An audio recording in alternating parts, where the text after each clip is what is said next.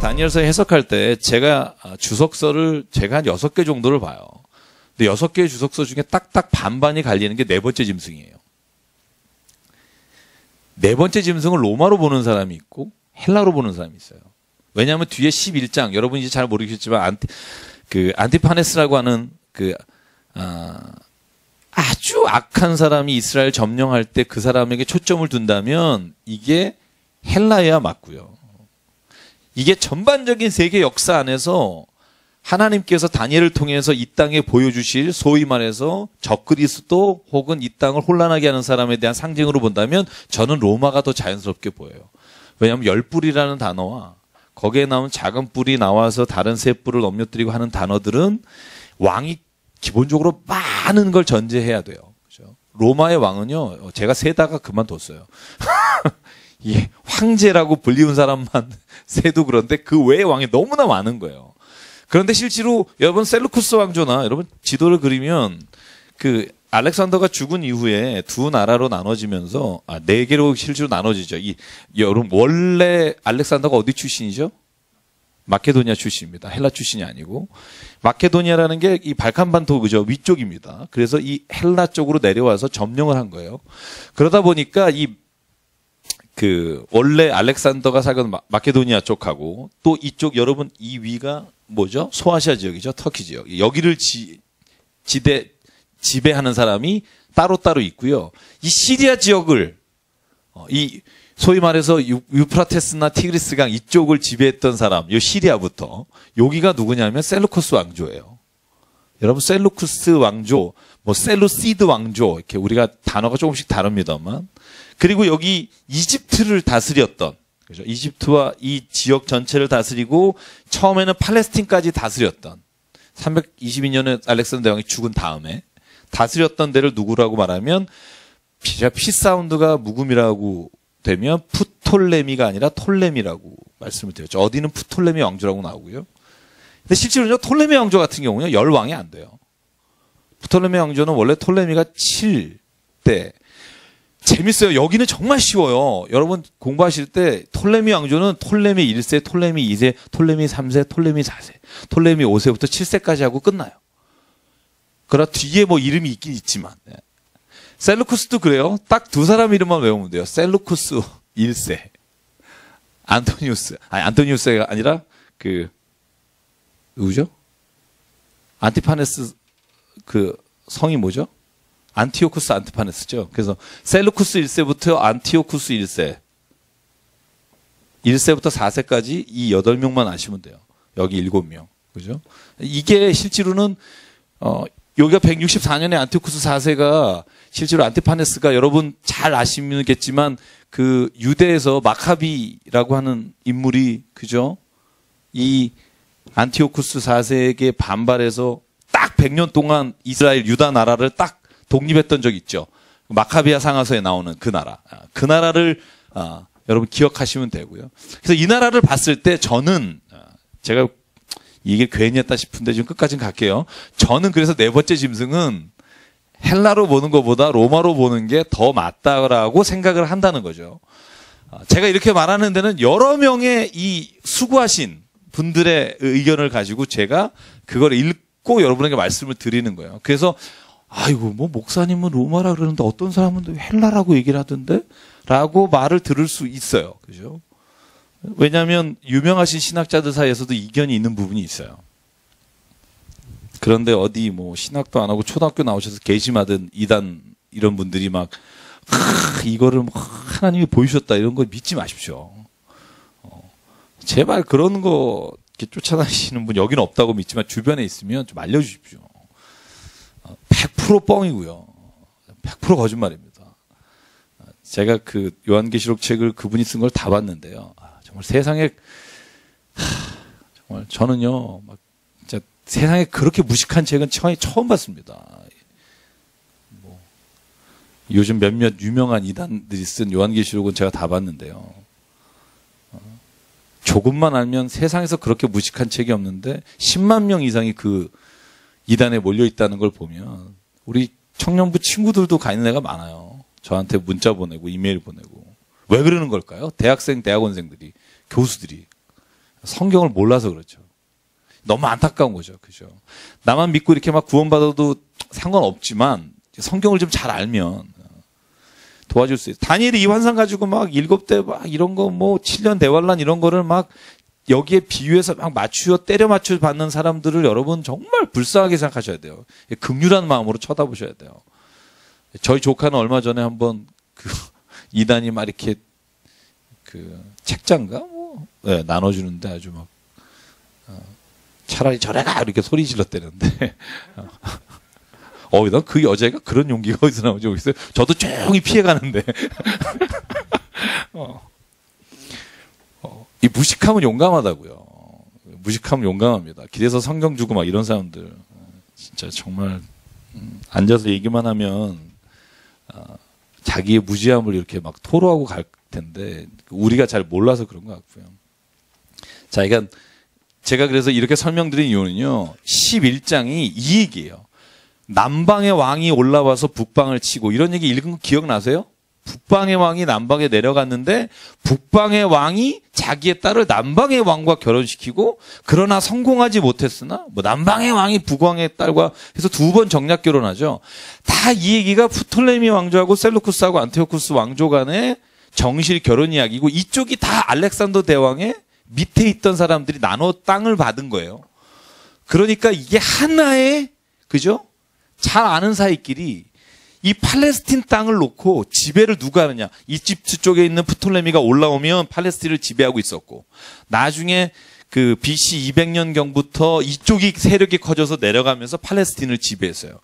그래서 167년에는 안티오쿠스 안티파네스, 그러니까 안티오쿠스 4세가 내려가서 팔레스틴을 점령하면서 여러분 이따가 10장에 나오겠지만 제우스 신상을 예루살렘 성전 안에 넣어놓고 절하게 만들고 돼지고기 먹게 만들고 지성소에 부하들을 넣고 막. 여러분 지성소라는 데가 어떤 데예요? 대제사장이 1년에 한 번 속죄일에 들어가서 번제단에 피를 뿌리는 날이잖아요. 그죠? 아무도 들어갈 수 없고 제사장도 못 들어가고 대제사장만 들어가는데 이 안티오쿠스 안티파네스가 자기 신하들을 넣어서 거기는 이러니까 여러분 한 번도 독립해보지 못하고 바벨로니아부터 페르시아까지 이렇게 쭈그리고 살던 그 유대민족이요 하시딤이라고 해서 무력으로 우리 이 땅을 되찾자 그래서 여러분 들고 일어나서 딱 100년 동안 그렇게 자기 나라를 지킬 수 있었던 문제가 종교 문제예요. 정치적인 문제였으면 그렇게 안 일어났을 거예요. 근데 종교 문제 때문에 그렇게 일어났다는 배경이 여기에 있다는 거고요. 13절. 제가 왜 한번 반복하냐면요. 저도 이거를 반복 안 하면 잊어버리겠더라고요. 그래서 13절에 인자 같은 이가 하늘 구름을 타고 와서 옛적부터 항상 계신 이에게 나아가 그 앞으로 인도하매. 여기서 인자 같은 이를 제가 누구라 그랬죠? 예수 그리스도. 신약에만 사복음서에 인자를 예수님이라고 표현한 게 81번 나옵니다. 인자. 인자가 나중에 구름 타고 다시 오는 것을 보게 되리라. 그걸 예수님이라고 말합니다. 옛적부터 항상 계신 이가 하나님이시겠죠. 그죠? 그래서 이것을 그리스도의 예표라고 봅니다. 그래서 다니엘이 이 환상을 보고 괴로워합니다. 자, 21절. 내가 본즉 이 뿔이 성도들과 싸워 그들에게 이겼더니. 그죠? 자, 다시 말하면 적그리스도 혹은 그 땅에 하나님을 믿지 못하게 하는 세력들 있죠. 그게 여기서 보면 바벨로니아하고 페르시아하고 그런 겁니다. 그죠? 그런 것들이 성도들을 이겨요. 그죠? 하나님께 나가지 못하게 하고 예배드리지 못하게 하고 하나님을 믿는 자리에서 도망가게 하고. 자, 잘 보십시오. 그게 꼭 페르시아일 필요는 없어요. 지금도 그래요. 근데 지금은 왕은 아니에요. 지금은 오히려 무엇이 우리로 하여금 하나님께 나가지 못하게 하고 우리를 신앙에서 지게 만들어요? 한번 신앙 고백 해보시죠. 뭐죠, 이몽희 집사님은? 뭐가 나로 하여금 하나님께 나아가지 못하게 하고 인생에서 죄 가운데 실패하게 만들어요? 옛날에는 임금들이, 그죠? 너희는 제우스 신에게 절해라. 너희는 오늘부터 예배드리지 마라. 다니엘이 그걸 당한 거잖아요. 6장에 보면 큰 높이의 신상 20몇 메타 되는 걸 세워놓고 여기에 절하지 않은 자는, 그죠? 그리고 너희 신에게 기도하는 자는 사자굴에 넣어버리겠다. 이게 소위 말하면 종교적 박해죠. 신앙을 근데 지금은요 그런 사람은 없잖아요. 혹시 뭐 주변에 어떤 사시는 동네나 구나 시에 교회 다니면 이렇게 사자굴에 넣고 이런 데 아직 있나요? 어시 뭐 강남구 뭐 이런데 없잖아요, 그죠? 뭐 그런 일은 없어요, 그죠? 근데 만약에 이걸 오늘날에 적그리스도 혹은 우리가 신앙으로 살아가지 못하도록 우리를 막아서는 것이 있다는 거죠. 그죠? 그래서 요즘은 적그리스도가요, 왕이라고 표현 안 해요. 어떤 사람은 적그리스도가 매스미디어라고 말하고요. 적그리스도는 지금 너무나 다양하죠. 그죠? 오히려 안락함이 적그리스도일 수 있어요. 굉장히 아이러니하지만. 그죠? 그러니까 오늘 20절의 고백이 그거예요. 21절의 고백이 뭐냐면 내가 본즉 이 뿔이 성도들과 싸워서 그들을 이겨요. 근데 걱정하지 마라. 왜? 22절에 보면 같이 읽어볼까요? 시작.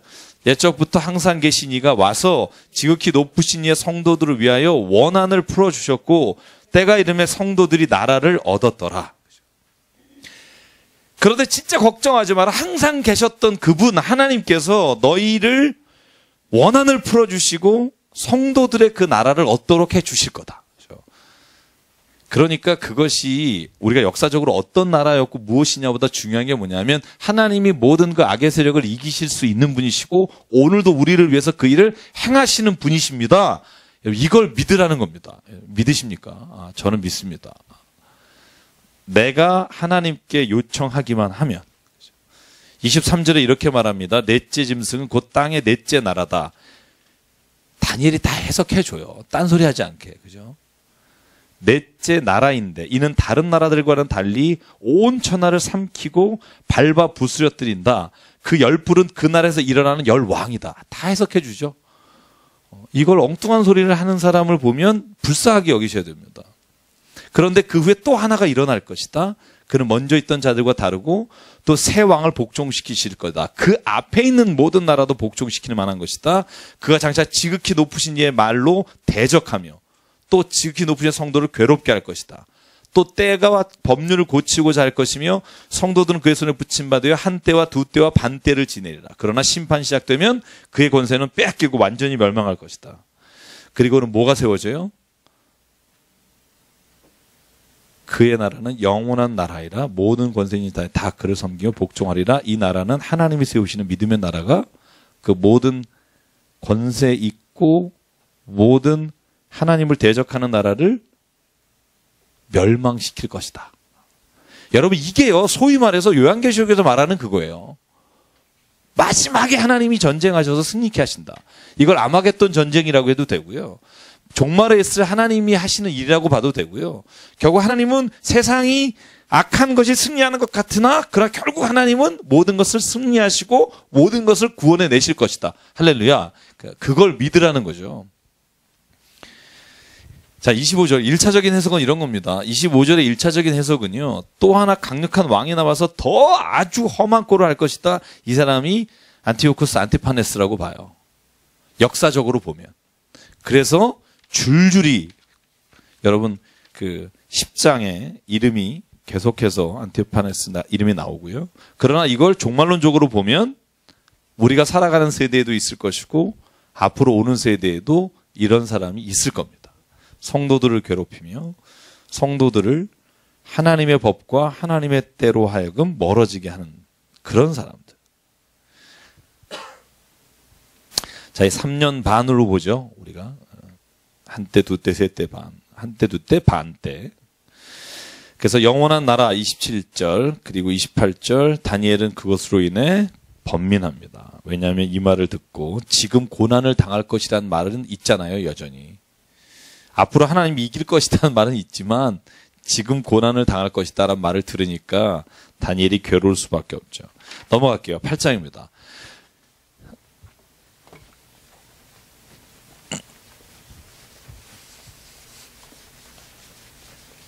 자, 8장에 보시면 8장은요. 아까 한 얘기를 다시 부연해서 설명하는 부분입니다. 그래서 요건 좀 짧게 하고 넘어갈게요. 자, 1절 벨사살 왕은 누구라 그랬죠? 바벨로니아의 마지막 왕. 실제로 왕으로 기록되어 있질 않지만 왕이 1600마일 정도 먼 곳에 가서 사막에서 자기가 믿는 신을 섬기러 가서 그 아들이 벨사살 왕이 바벨로니아 성전을 지키다가 페르시아 군이 와서 그가 나라를 뺏기고 죽은 걸로 되어 있습니다. 자, 그 3년에 환상을 또 봅니다. 수산성에 있었고요. 자, 3절에 보면 뭐가 나오죠? 두 뿔 가진 숫 양. 두 뿔 가진 숫 양은 무엇일까요? 밑에 20절에 설명하죠. 뭐죠? 메대와 바사의 왕들이다. 아주 상냥해요. 다니엘은 굉장히 상냥하게. 우리가 헷갈릴까봐. 자, 그러면 이 메대와 바사 왕들이 서쪽과 북쪽, 남쪽을 향해서 받으나 서쪽에 있던 나라가 누구냐면요. 페르시아의 서쪽은 바벨로니아가 있었습니다. 그렇죠? 그리고 수리아가 있습니다. 소아시아가 있습니다. 그죠? 대충. 자, 북쪽에 누가 있을까요? 자, 보십시오. 이 메데나 페르시아가 유프라테스 그쪽 오른쪽입니다. 그죠? 오른쪽에서 북쪽으로 보면 이 아르메니아라는 나라가 있어요. 아르메니아. 그죠? 여러분이 잘 모르겠지만 옛날에 아르메니아가 대단한 나라였습니다. 대단한 왕조였습니다. 뭐 여기 역사 좋아하시는 우리 부임쌤 잘 아시겠지만 로마도 떨었던 나라 중에 하나가 실제로 동방에서 오는 나라 혹은 북쪽에서 내려오는 나라 이런 나라들이 몇 나라가 있는데요. 그리고 하여간 나중에 한번 볼게요. 남쪽은 어디냐면 애굽입니다. 애굽이랑 에티오피아 같은 그쪽을 점령했죠. 그래서 오늘 성경에 보면 서쪽과 북쪽과 남쪽을 향하여 받으나 그것을 당할 짐승이 없다. 그래서 굉장하다는 거죠. 페르시아가. 그런데 5절에 보면 무슨 짐승이 나오죠? 숫염소는 21절에 보면 뭐죠? 어느 나라죠? 헬라다. 그죠? 알렉산더 대왕 이끄는 헬라. 자, 숫염소가 나왔어요. 서쪽에서부터 왔죠. 그죠? 지도상으로 보면 그리스 아테네가 소아시아의 서쪽이죠. 그리스 아테네보다 더 서쪽이 어디죠? 이태리 로마입니다. 그죠? 그쪽 위가 어디죠? 유럽입니다. 그 위가 영국이고 세계 지도를 보면 그래서 여러분 이렇게 좀 세계 지도 이렇게 인도양까지 인도까지 이렇게 그려보시면 서쪽이 어디고 동쪽이 어딘지 머리에 좀 오셔야 됩니다. 그래서 어쨌든 이 숫염소가 이 수량을 완전히 제압해 버립니다. 그러니까 알렉산더 대왕이 페르시아를 완전 점령하죠. 자, 그리고 나서 서쪽부터 와서 지면에 두루 다니며 땅에 닿지 않으며 그 염소의 두 눈 사이에서 현주한 뿔이 있더라. 그것이 두 뿔 가진 수장을 분노의 힘으로 이제 물리쳤고 7절에 보면 내가 먼저 그것이 수장에서 가까이 나가서 더욱 성내어 수장을 쳐서 두 뿔을 꺾었다. 자, 8절 볼게요. 숫염소가 강대해져요. 그래서 그 큰 뿔이 꺾이고 그 대신에 현주한 뿔 넷이 사방을 향해 났어요. 이 넷이 뭐죠? 아까 말한 네 왕조를 말하죠. 그죠? 마케도니아와 시리아 그리고 아까 말한 터키 지역과 애굽 지역으로 나눈 네 나라를 말한다라고 친절하게 설명을 해 주시고 그중에 한 뿔에서 또 작은 뿔 하나가 나서 남쪽과 동쪽과 또 영화로운 땅을 향해 심히 커져갔다. 이 구절이 뭐죠? 여기는 쓰시는 게 좋을 것 같아요. 제가 아까 말씀드린 안티오쿠스 안티파네스, 그러니까 안티오쿠스 4세 이름이 안티파네스입니다. 안티오쿠스 1세 이름이 있고 2, 3, 4세 이름이 있는데 그래서 요 작은 뿔 중에 하나가 누구냐 하면 바로 이스라엘 백성이 가장 치를 떠는 사람. 안티오쿠스 안티파네스. 이스라엘 백성이 가장 싫어하는 사람. 안티오쿠스 안티파네스라고 이해하는 사람들이 많아요. 왜냐하면 성전을 더럽혔기 때문이죠. 다른 이유는 없어요. 성전을 더럽힌 왕들이 종종 있었지만 이렇게 더럽힌 사람은 없어요. 조롱하며 돼지고기를 안 먹는 자를 사형하고 이런 사람이 없었어요. 여러분 이따가 말씀드렸지만 이 안티오쿠스는요 불행한 사람이에요. 그 아버지가 전쟁에서 져서요 14년 동안 로마에 인질로 끌려갔던 경험이 있어요. 그리고 인질을요 자기보다 먼저 왕이 된 셀루쿠스 4세의 아들이 왕이 돼야 되는데 그 아들을 다시 볼모로 보내고 자기가 와서 왕을 차지해버린. 그래서 로마에 대한 악감정이 있고요. 로마에 대한 악감정이 이 팔레스틴이나 그 나머지 땅에서 전쟁할 때 굉장한 폭력적으로. 그래서 가장 로마의 폭군 왕들을 제가 공부하고 있는데 그 사람들의 견주어도 정말 뒤지지 않는 아주 훌륭하신 악한 분이에요. 그래서요, 여러분 8장부터 10장, 11장은 계속 이 사람 이야기라고 생각하시면 돼요. 자, 넘어갑니다. 자, 11절에 보면요. 이 사람이 한 일이 나와요. 같이 읽어볼게요. 11, 12절 시작. 또 스스로 높아져서 군대의 주제를 대적하며 그에게 매일 드리는 제사를 없애버렸고 그의 성소를 헐었으며 그의 악으로 말미암아 백성이 매일 드리는 제사가 넘긴 바 되었고 또 그것이 진리를 땅에 던지며 자의로 행하여 형통하였더라. 13절까지 시작. 내가 들은즉 거룩한 이가 말하더니 다른 거룩한 이가 그 말하는 이에게 묻되 환상에 나타난 바 매일 드리는 제사와 망하게 하는 죄악에 대한 일과 성소와 백성이 내준 바 되며 질밥힌 일이 어느 때까지 이를꼬 하매 2300주야 나옵니다. 이 2300주야 가지고 여러분 안식교가 2300년으로 역사를 계산해서 1844년 교주 밀러가 예수께서 오신다고 예언했다. 안 오셔가지고요. 오신 걸로 간주하고 사는 사람이 안식교예요. 재림하셨다고 봐요. 지금은 이제 뭐 저희가 워낙 이 외에 다른 어떤 특별한 이단적 교리가 많지 않아서 저희가 이 안식교에 관해서 특별하게 이렇게 뭐 말은 안 합니다만 실은 이렇게 시작했어요. 대부분의 우리가 알고 있는 종교들이 이 교주가 재림하신다 그랬다가 안 와서 이렇게 지금 형태로 남아있는 게 여호와의 증인도 마찬가지고요. 그런 교주들이 이런 연도를 정해놓고 안 오셔서 이게 난감한데 이 교리를 다르게 바꿔서 이미 오셔서 여기가 이제 하나님의 왕국이 이루어졌다. 그래서 이제 하나님 왕국 이렇게 이름 붙이고 그렇죠. 그래서 요 숫자 해석 굉장히 중요합니다. 여러분 14만 4천 가지고 지금 울고 먹는 데가 있잖아요. 거기 신 어쩌고 하는데 그죠? 14만 4천 채우면 된다고 지금 거의 한 9만 명 모았대요. 그래서 5만 명만 더 모으면 된다고. 빨리 14만 4천 채워서 가셨으면 좋겠어요. 시끄러워 죽겠어요. 아주. 어디 가시든. 그 숫자 정말 잘못 해석해가지고 많은 사람들이 거기에 미치면 제가 요한계시록 보여드렸죠. 제가 안 보여드렸나? 다른 클래스였나 보다. 요한계시록에 보면요. 14만 4천을 모으리라 나와요. 그죠? 잘 보시면 14만 4천을 모으리라 하는 장에 보면요. 이렇게 돼 있습니다. 각 이스라엘의 12지파에서 12,000명씩 모아요. 그러면 14만 4천이 돼요. 12 곱하기 12. 그죠? 내가 이들을 내 나라에 모을 것이다. 근데 그 뒤에 다른 말이 나와요. 그리고 열방으로부터 수많은 자가 내게 나올 것이다. 그러니까 이스라엘에 구원하는 숫자를 14만 4천이라고 규정하고요. 그 밑에 바로 다음 절에 모든 열방으로부터 나에게 나오는 자가 정말 헤아릴 수 없이 많을 거다 나와요. 12 곱하기 12가 뭐예요? 12가 완전수죠. 그죠? 12 곱하기 12가 완전수니까 14만 4천이라는 것도요. 결국은 가만히 보면 하나님께서 모든 자를 구원하시기를 원하신다는 걸 표현하시기도 하고 많은 사람이 나올 거라는 걸 표현한 것이지 14만 4천은 아무 의미가 없습니다. 666도 아무 의미가 없고요. 자가용번호 666 보인다고 돌 던지지 마시고요. 어떤 애는 666 보이면 극구 가는 애 있어요. 얼마나 그 아버지한테 그런 교육을 받았으면 666은 사탄의 수다. 자동차 666이 무슨 죄가 있습니까? 666 보면 아침에 재수 없다 그러고 막 그런 사람이 있어요. 숫자는 숫자일 뿐.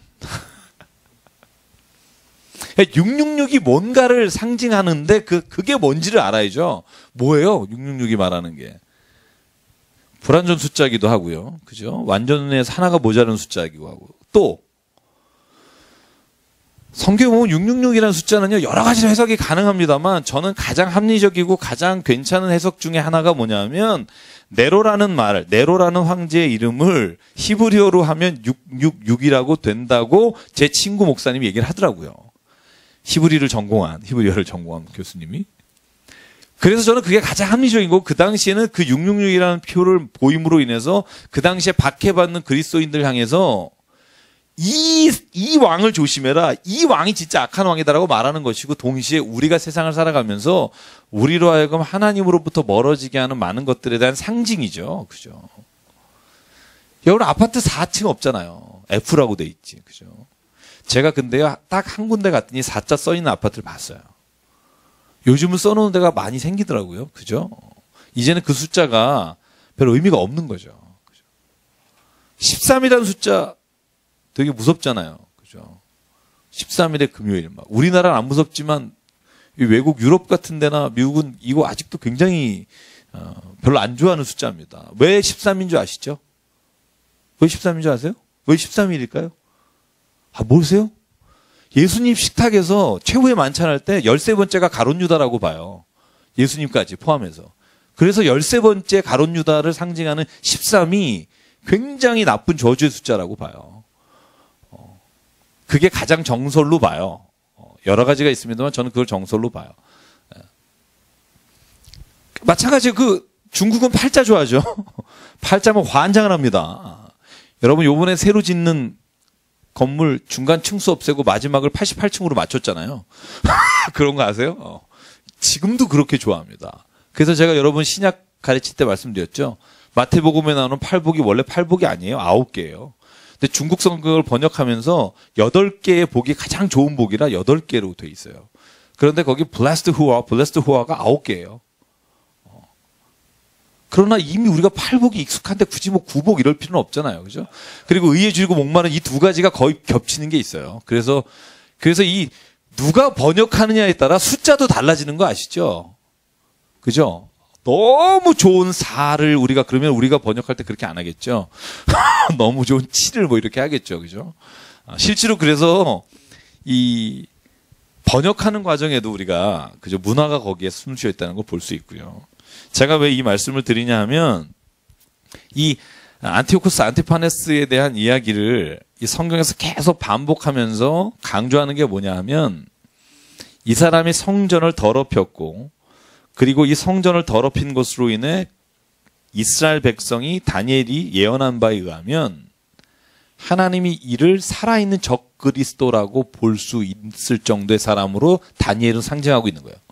적그리스도로. 적그리스도. 이 사람에 관한 이야기가 정말 많습니다. 제가 읽어준 것이 기억나는 것 중에 하나는요. 이 사람이 주화를 만들어서요. 자기 얼굴을 새기고 나는 신이다 이렇게 썼던. 그런데 이게 문제가 됐어요. 그래서 그걸 바로 걷어버렸던 적도 있고요. 실제로는 제우스 신을 숭배하면서 할례를 못 하겠어요. 근데 이스라엘 백성이 할례를 못 한다는 건요. 하나님의 백성이기를 포기하는 거잖아요. 유대인이. 그러니까 여러분 하몬스 왕조가 일어나는 거예요. 그런 막 죽음을 걸고 시스템이 나타나는 거고요. 그래서 이 사람에 관한 건 굉장히 야사가 많습니다만 어쨌든 오늘 여기까지만 하고 뒤로 볼게요.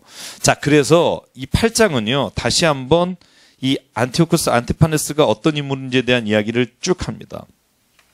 그리고 나서 마지막 26절 볼까요?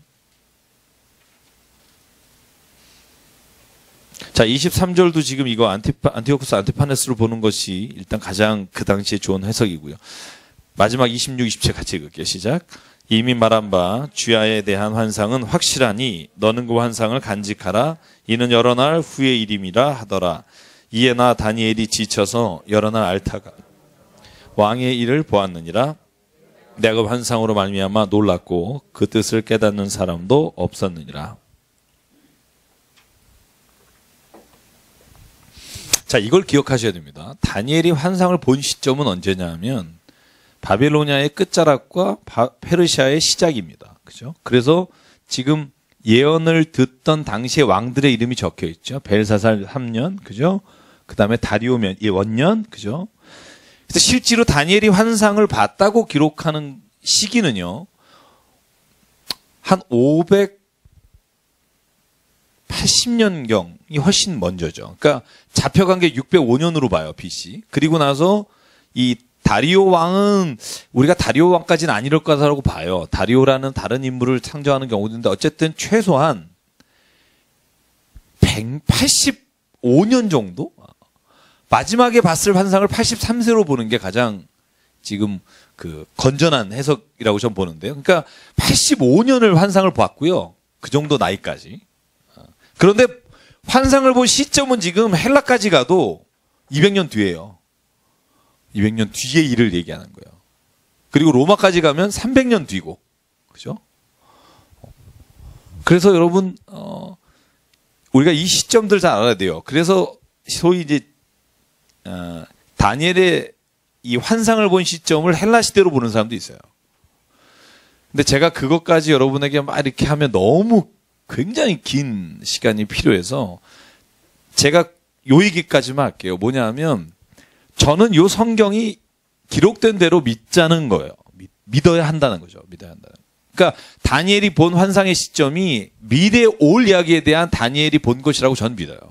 일어난 일에 대한 역사적인 기록을 환상의 체험처럼 쓴 게 아니라 다니엘이 본 환상이 후대에 이루어진 일이라고 저는 봐요. 그러니까 오히려 이 써서 기록한 것들이 누구와 어쩌고 저쩌고 하고 정확하게 안 썼을 확률도 있고요. 제가 어느 책을 보면 자세하게 이것을 이렇게 뚝뚝뚝 들어서 설명한 게 있는데 제가 그것은 여기서 논외고 조금 뭐 그것까지 궁금하신 분은 이제 신학대학을 가셔서 공부를 하시면 제일 좋다는 생각이 들고요. 9장 볼게요. 자, 오늘 9장은요. 다니엘의 회개 장면입니다. 저는 이 장면을 보면 제가 9장이 가장 제가 다니엘서를 요번에 읽으면서 은혜 받은 장은 9장입니다.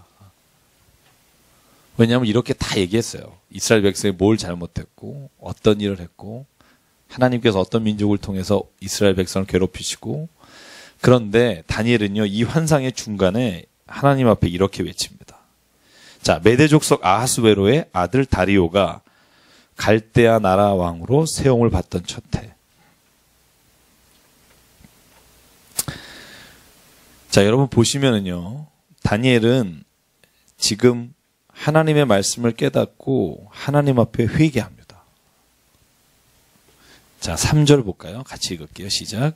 내가 금식하며 베옷을 입고 재를 덮어쓰고 주 하나님께 기도하며 간구하기를 결심하고 내 하나님 여호와께 기도하며 자복하여 이르기를 크시고 두려워할 주 하나님 주를 사랑하고 주의 계명을 지키는 자를 위하여 언약을 지키시고 그에게 인자를 베푸시는 이시여 우리는 이미 범죄하여 패역하며 행악하며 반역하여 주의 법도와 규례를 떠났사오며 우리가 또 주의 종 선지자들이 주의 이름으로 우리의 왕들과 우리의 고관과 조상들과 온 국민에게 말씀한 것을 듣지 아니하였나이다. 자, 여기까지만 먼저 볼까요? 다니엘은요. 예레미야의 말씀을 읽었어요. 2절에 보면. 읽었더니 예레미야가 예언한 대로 70년 후에 예루살렘이 다시 세워져요. 그러니까 여러분 잘 아시겠지만 586년에 예루살렘 성전이 완전히 무너져요. BC. 그리고 나서 예레미야가 예언한 대로 정확하게 70년 후에 이스라엘 백성이 다시 포로에서 돌아오잖아요. 그걸 보면서 다니엘이 말하는 거예요. 예레미야의 말씀에 하나님의 말이 정확하게 이루어진 걸 보고 하나님 앞에 자기가 환상을 받은 이후에 무릎을 꿇는 거예요. 하나님 정말 우리가 죄를 졌습니다. 우리를 용서해 주십시오. 그러면서 여러분 보십시오. 다니엘은요. 그나마 그 중에 난 사람이잖아요. 이 사람은 대단한 사람이잖아요. 하나님 믿음으로 치면 내가 하나님께 3번 기도를 하지 내가 너한테 절을 하냐 이런 사람이잖아요. 그런데 이 기도는요. 회개 기도가 어떻게 되어 있냐면 복수로 우리라고 되어 있어요. 너희의 죄가 아니라 우리의 죄를 용서해 주십시오. 모든 기도가 8절, 9절, 10절, 11절 우리 하나님께서 우리에게 내렸을 때 자기를 제외시키지 않고요. 민족의 죄가 나 자신의 죄라고 고백해요. 저는 그래서 다니엘은 민족을 구원할 그리고 민족의 이름으로 기도하는 사람이다. 이렇게 볼 수 있고 더불어 그리스도인은 하나님 앞에서 나 혼자만이 아니라 내와 함께하는 사람. 그게 가족이든 그게 내가 함께하는 교회 공동체든 우리의 민족이든 그렇죠? 우리가 예수님 믿음으로 말미암아 내가 있는 그 자리를 하나님의 나라와 하나님의 정결하신 곳으로 바꿔가야 할 책임이 있다. 저는 그렇게 믿습니다. 그래서 기도할 때요. 우리의 죄 4가지를 회개합니다. 제가 체크해 보니까 10절에 보니까 하나님을 의지하지 않은 죄입니다. 우리 하나님 긍휼과 용서하심을 보여주십시오. 그리고 말하기를 하나님 여호와의 목소리를 듣지 않았습니다. 우리 앞에 세우신 율법을 행하지 않았습니다. 11절도 그렇습니다. 하나님 종 모세 율법에 기록된 대로 우리는 따르지 않고 범죄했습니다. 그리고 12, 3, 4절을 읽어보면 이렇게 재앙이 내리고 어려움을 당하는데도 하나님께 은혜를 구하지 않았습니다. 하나님께 은혜를 구하지 않는 게 다니엘은 회개할 죄라고 말해요. 여기 한번 보실래요?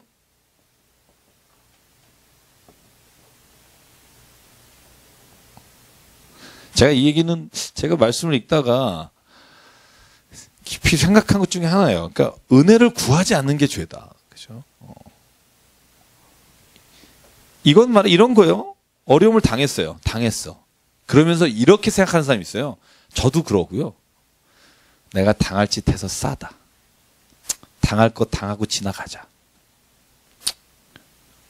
더 힘드네. 잘 버티자. 힘들어. 잘 버티자. 내가 죄진 게 있으니까. 하나님은 그걸 기뻐하시지 않으신다는 거죠. 지금 다니엘의 말에 의하면 내가 죄를 졌어요. 혹은 내가 잘못했어요. 그래서 어려움을 당해요. 그때 내가 잘못했으니까 내가 이걸 견디겠다. 내가 이걸 이겨내겠다. 이거는 하나님을 믿는 자가 아니라는 거죠. 진짜 하나님이 기뻐하는 사람은 하나님 내가 진짜 잘못했습니다. 나를 이 환난에서 구해 주십시오라고 은혜를 구하는 자가 하나님을 믿는 사람이다. 교만하여 하나님이 없다 하는 사람과 다를 게 없다는 거예요. 내가 할 짓 했으니까 싸지. 그게 아니라 오늘 다니엘이 뭐라고 말하냐면요. 자, 13절 볼게요. 모세 율법에 기록된 대로 이 모든 재앙이 우리에게 이미 내렸사오나. 같이 고속부터 읽을게요. 시작. 우리는 우리의 죄악을 떠나고 주의 진리를 깨달아 우리 하나님 여호와의 얼굴을 기쁘게 하지 아니하였나이다. 그러므로 여호와께서 이 재앙을 두셨다가 우리에게 내리셨사오니 우리 하나님 여호와께서 행하신 모든 일이 공의로우시나 우리가 그 목소리를 듣지 않았나이다. 그리고 쭉 뭐라 그래요? 그러나 하나님 17절 우리의 간구를 들어주시고 우리를 위하여 주의 얼굴의 빛을 주의 황폐한 성소를 비춰주시옵소서. 이게 믿는 사람이다. 믿는 자. 믿는 자는 내가 이런 일을 했습니다. 하나님 기쁘지 하지 않고 이런 일을 했습니다. 그러니까 내가 당하는 게 싸다.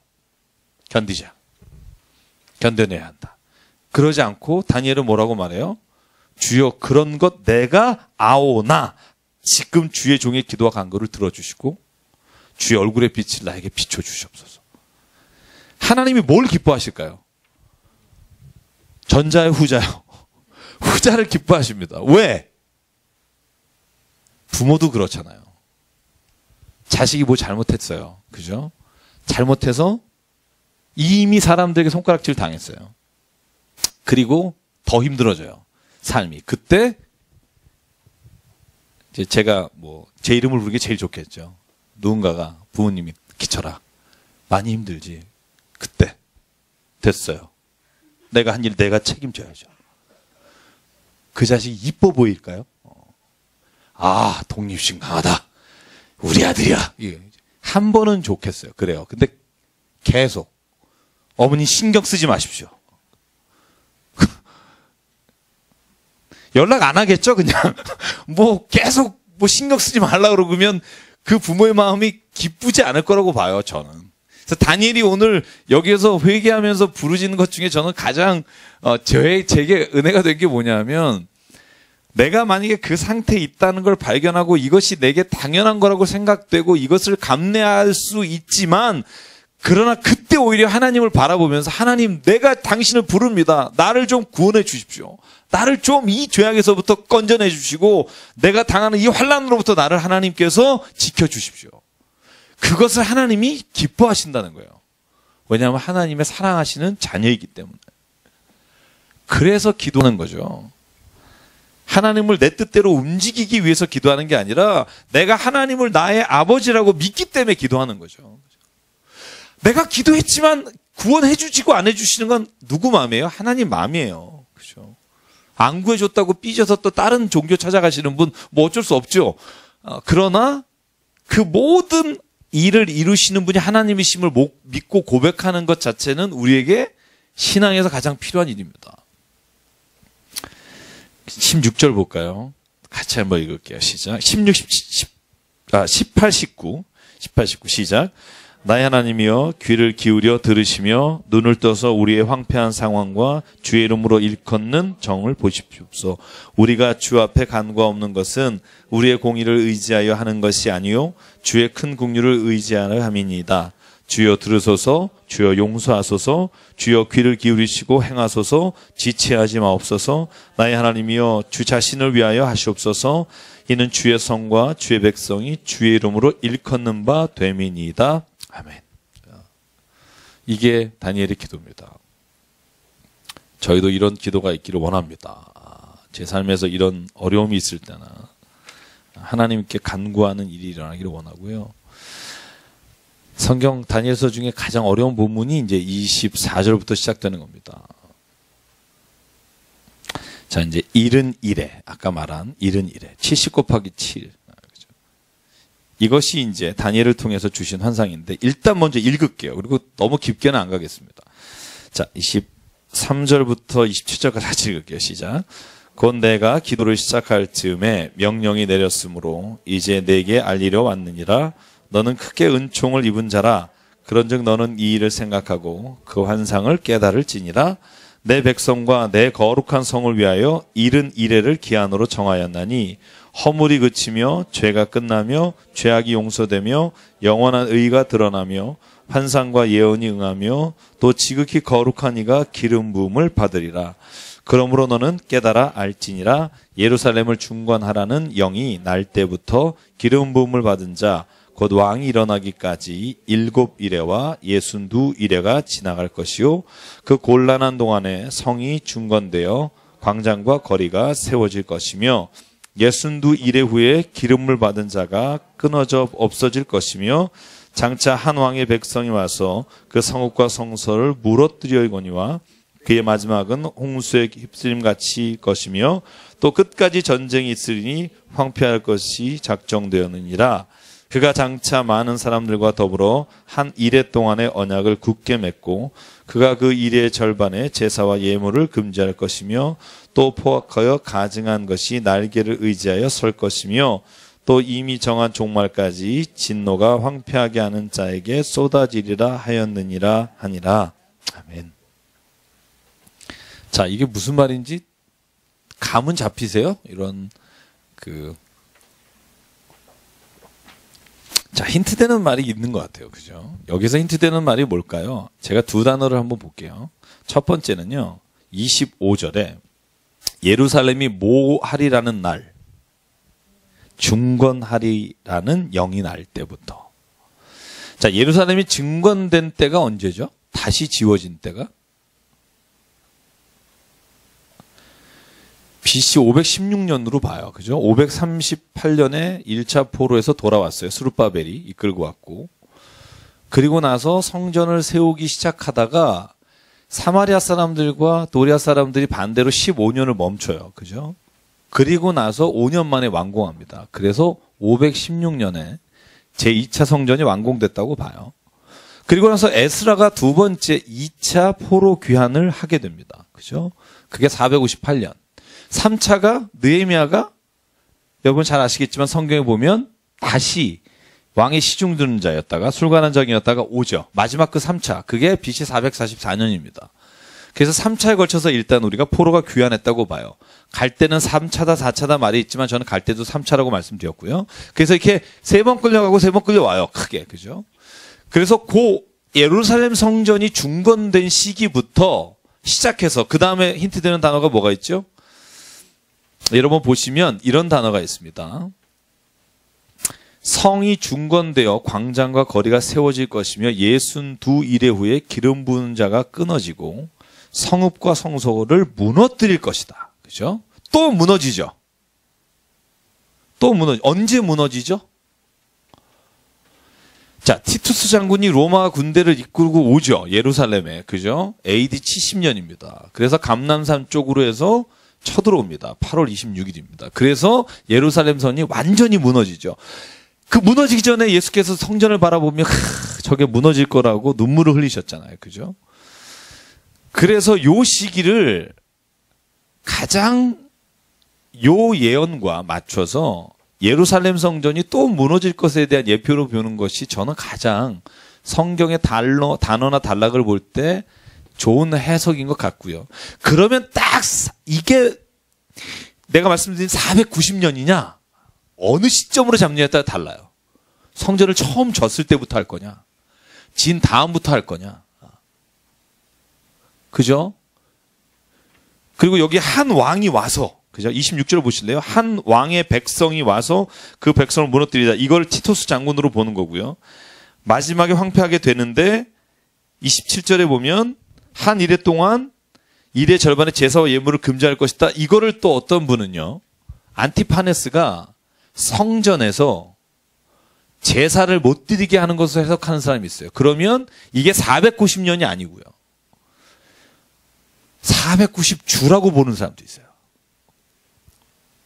어렵죠. 제가 여러분을 왜 이렇게 일로 볼 수 있고 주로 볼 수 있고 연으로 보는 해석들이 다양할 수 있다고 말씀드리냐 하면, 그 모든 해석은 결국 우리가 아는 역사에서 시점과 시점 사이를, 그죠? 계산해서 이 연을 거기에 맞추는 작업을 하니까 그래요. 그죠? 자, 그러면 여러분 이런 분 있을 거예요. 아유, 이렇게 자꾸 역사에 맞추려고 하지 말고 좀 영적으로 해석해 달라.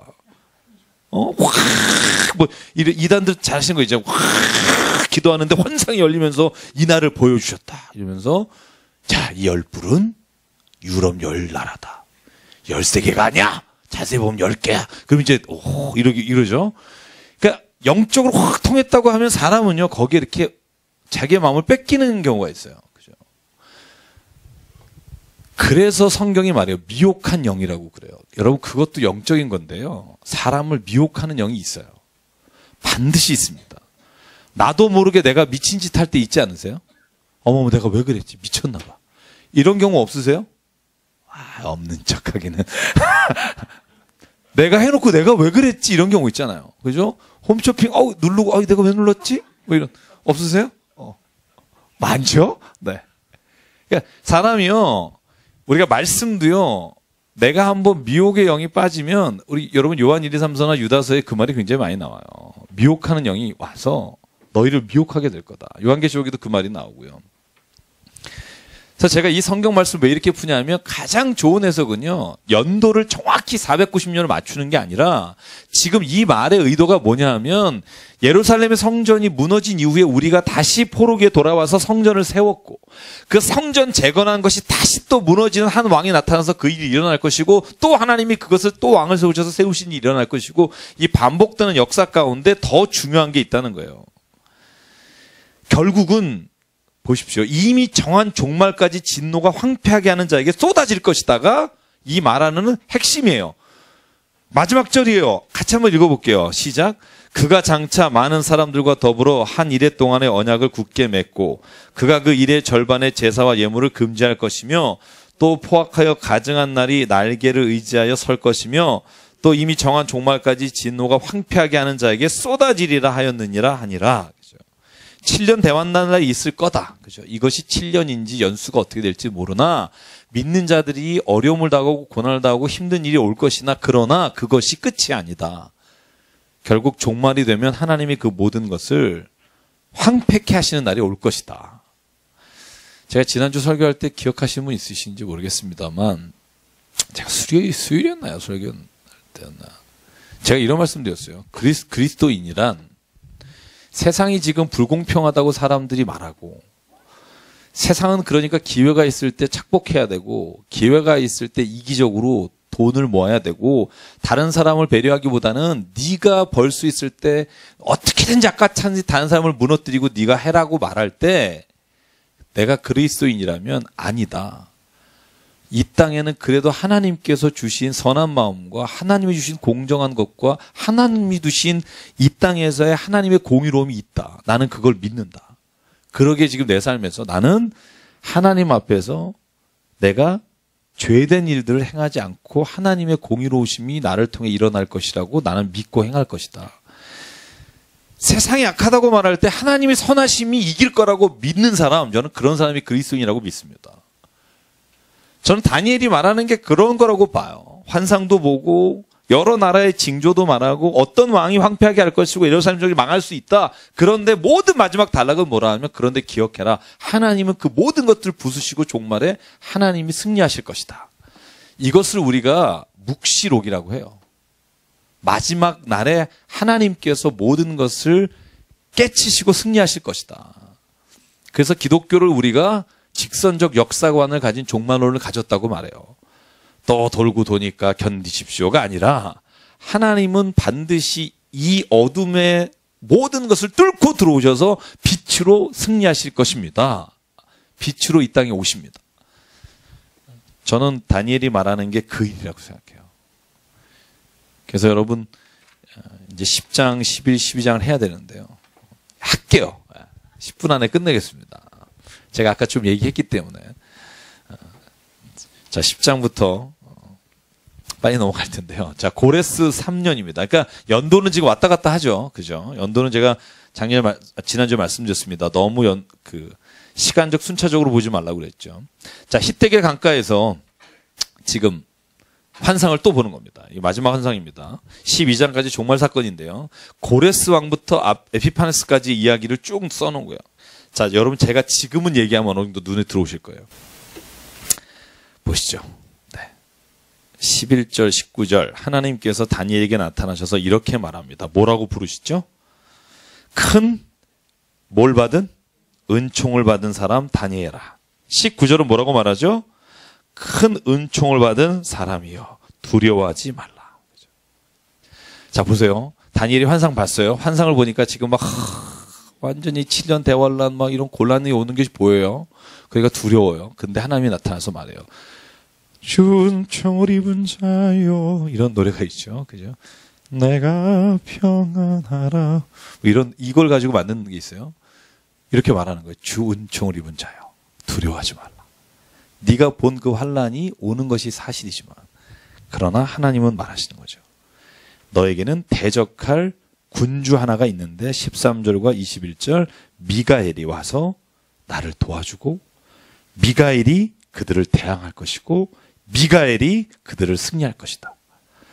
미가엘은 천사장이라고도 말하는 사람이 있고 미가엘은 예수의 예표라고 말하는 사람이 또 있고 미가엘이 그 어떤 것이라고 보아도 좋습니다만 여기에서 말하는 건 뭐냐면 하나님이 은총을 입은 자여 다니엘아 이스라엘 민족아 너와 함께 하시고 너를 대항하여 싸우실 것이다. 이 말을 전해주려고 오늘 친히 하나님께서 다니엘에게 사람을 보냅니다. 이런 말 듣고 싶죠? 그죠? 18절 저는 여기서 정말 엘리야도 생각나고 18절 19절 같이 읽을게요. 시작.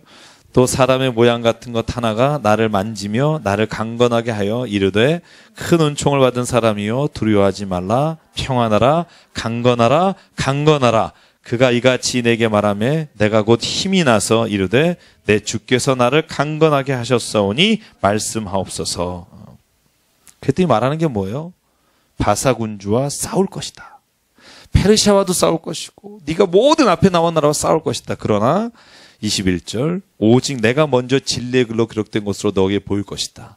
나를 도와서 그들을 대항할 자 너희의 군주 미가엘 뿐이라.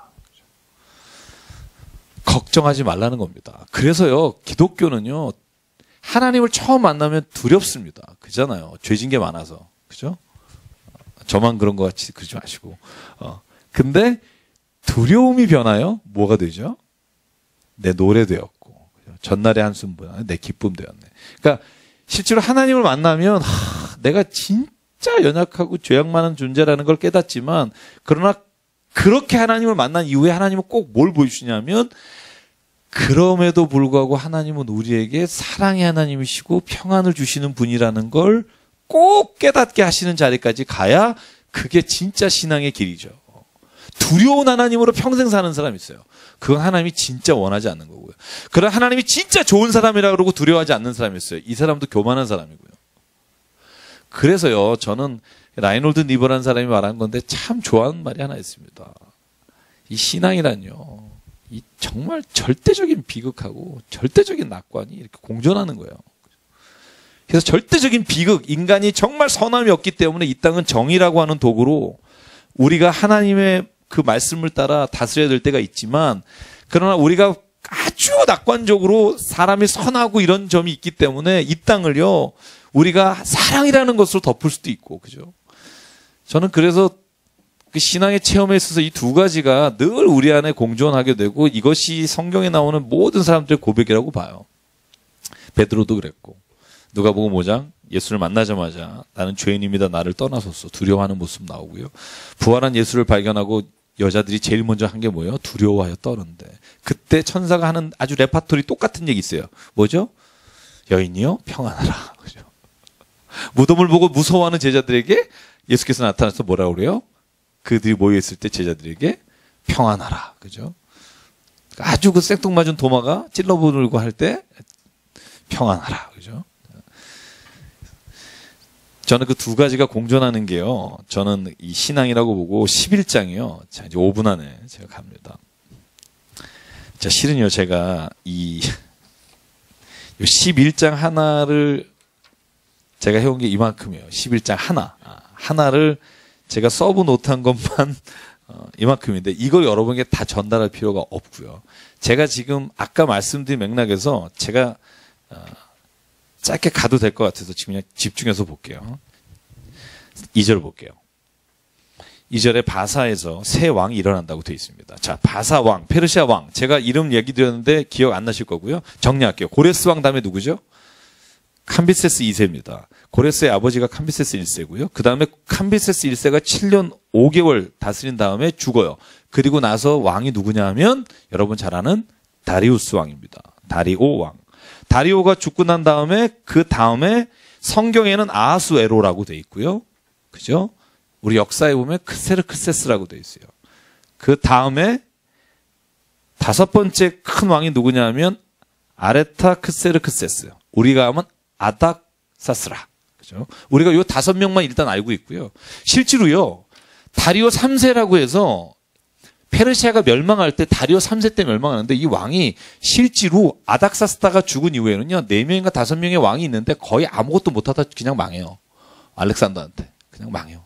그래서 실제로 여기 보시면 세 왕이 있다 그러면 세 왕이 고레스하고 캄비세스하고 다리오 왕이고요. 네 번째 왕이 강력한 왕이 나타날 것이다라고 돼 있는데, 강력한 왕이 누구냐면 영화 300에 나왔다고 말씀드린 그 아하수에로 왕입니다. 크세르크세스. 왜냐하면 그 왕이 일어나서 여러분 잘 알겠지만 가장 큰 왕성한 왕국을 이룹니다. 물론 전투에서 지죠. 헬라와의 전투에서 진다고 그랬죠. 그 사람이 진 전투 이름을 제가 오늘 아침에 책을 사서 아직 못 읽었지만 살라미스 해전입니다. 살라미스 해전. 역사적으로 유명한 해전. 제가 책 한 권 샀는데 살라미스 해전만 500페이지예요. 제가 이제 읽고 다음 주에 말씀드릴게요. 이 살라미스 해전이 왜 그렇게 굉장히 중요한 의미가 있고요. 그 전에 다리오 왕이 한번 붙었다가 진 전쟁이 있다 그랬죠. 여러분 잘 아시는 42.19 마라톤 전쟁. 이게 다리오하고 헬라하고 전쟁했던 거죠. 헬라 중에 아테네가 강력했을 때. 자, 그 이야기를 하고 있는 거예요. 여러분 이제 쭉 보십시오. 자, 보세요. 이제 새 왕들이 일어날 것이고, 넷째는 그보다 힘이 강할 것이고, 그 다음이 헬라 왕국을 치는데, 헬라 왕국이 능력 있는 왕이 나타나요. 그래서 이게 알렉산더입니다. 큰 권세로 자기 마음대로 행합니다. 4절. 그런데 그가 강성할 때 갈라져요. 천하 사방. 아까 말했죠. 4개로 나눠지죠. 자손에게 돌아가지 않아요. 알렉산더는 아들이 왕권을 이어받지 못하고요. 자, 얼마나 맞는지를 보세요. 역사적인 거하고. 제가 쭉쭉 그냥 나갑니다. 그래서 자기가 주장한 대로 권세대로 못하고 나라가 나눠져요. 그 중에 남방의 왕들, 아까 말했죠. 톨레미 왕조. 남방의 왕자 굉장히 강성해요. 여러분. 제일 큰 게 톨레미고요. 그 군주 중에 하나가 너무나 강해서, 자, 6절. 몇 해 후에 그들이 서로 단합한다. 남과 북이 단합해서요. 남방의 왕의 딸이 북왕의 아들에게 가서 결혼해요. 자, 남방의 왕이 누구냐 하면 톨레미 2세입니다. 그 딸 이름이 여러분 잘 알겠지만 베레베스라고 뭐 역사적인 책에 나와요. 베레베스라고 하는 딸을 보내요. 안티오쿠스 2세한테. 결혼을 시킵니다. 그런데요, 안티오쿠스 2세가 전 처가 있잖아요. 라오디스라는 처가 이걸 시기해서요. 이 베레베스가 난 아들과 안티오쿠스 2세를 독살해요. 그리고 자기가 난 자식을 왕으로 세워요. 그래서 셀루쿠스라는 이름으로 바뀌는 거예요. 그래서 안티오쿠스와 셀루쿠스가 격으로 나와요. 너무 깊게는 안 갈게요. 어쨌든 그렇게 해서 얼마나 만나만 보죠. 자, 화친하려고 해요. 그런데 보세요. 공주의 힘이 쇠하여. 말했죠. 전처 라우디스가 죽이죠. 그 왕은 서지도 못해요. 안티오쿠스 2세가 독살당합니다. 권세가 없어집니다. 그래서 공주와 그를 데리고 온 자와 그를 낳은 자가 그때 도와주던 자가 다 버림을 당해요. 그러다 보니까 7절 보세요. 공주의 본 족속, 남방이겠죠. 그죠? 남방에서 북으로 갔으니까 본족에서 톨레미 3세가 왕이 돼서 열받았어요. 그죠? 자기 누나가 올라가서 지금 모욕을 당하고 그래서 톨레미 3세가 쳐들어가요. 쳐들어가서 다 박살을 내요. 그리고 나서 조공을 받은 것, 소위 뺏어온 게 엄청난 뺏어와요.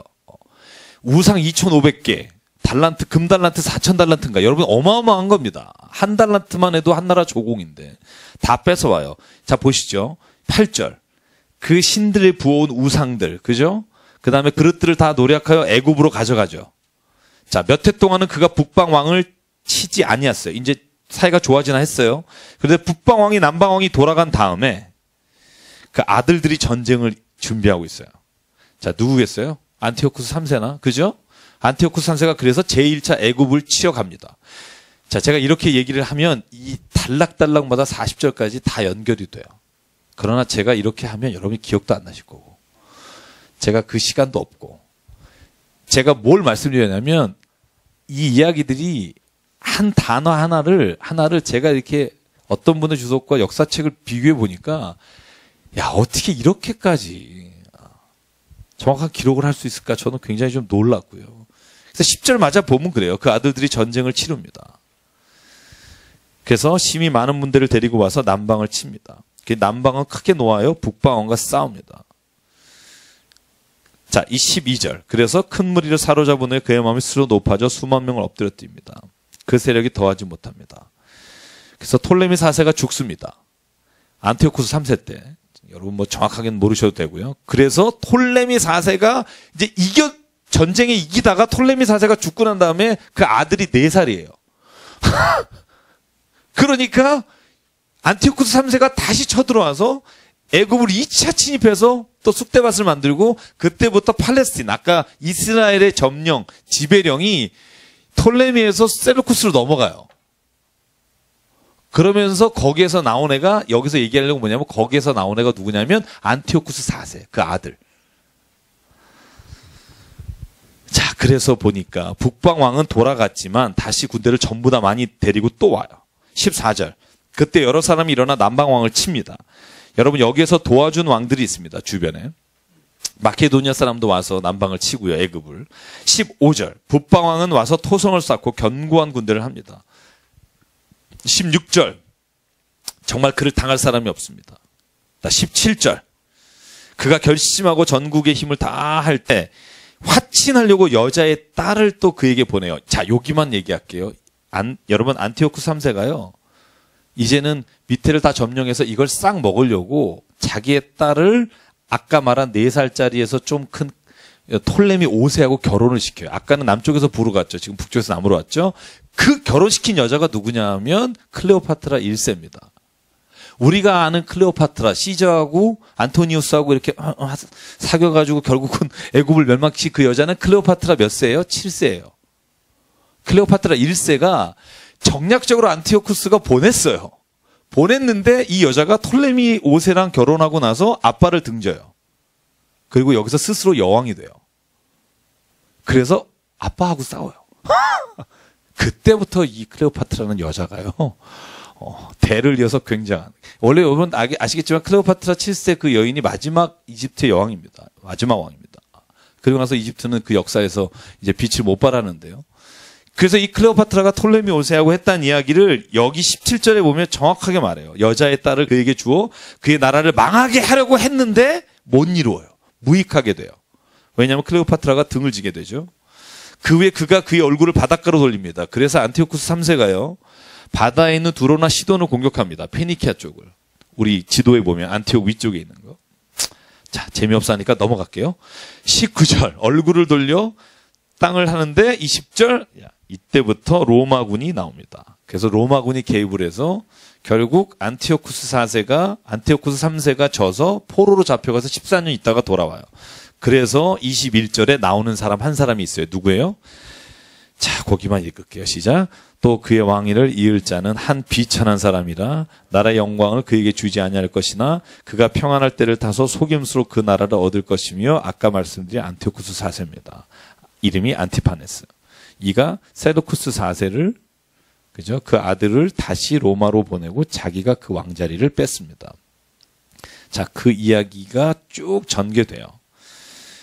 자, 그래서 이건요, 다니엘서는요, 역사를 좀 공부를 하면 이게 얼마나 그 당시 다니엘부터 그 이후에 예루살렘과 유대에서 일어날 일에 대한 세계 정세 속에서 팔레스틴이라는 땅이 얼마나 무력하고 얼마나 침략당하고 예루살렘 성전이 훼손되고 이스라엘 민족이 그 죄로 말미암아 당하는 환란이 얼마나 큰지를 보여주는 거죠.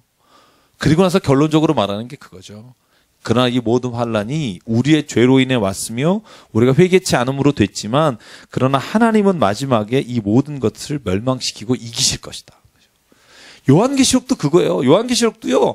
AD 90년 얌리아 종교회의 때 이스라엘의 유대인들이 다 기독교인들을 자기 공동체에서 추방하면서 자기가 39개 구약 성경을 성경으로 정경화시키는 작업을 한 건데 그 이후에 요한계시록은요. 반모섬에서 사도 요한이 거의 100년경에 지금 유대 공동체에서 쫓겨난 이스라엘 백성을 향해서 너희가 지금은 버림받고 너희가 지금 환난당하고 너희가 지금 로마의 왕이나 여러 왕들로 인해서 어려움을 당하나 그러나 하나님은 마지막 때 너희들 건져내 주실 것이다가 요한계시록이 쓰고자 하는 목적이에요.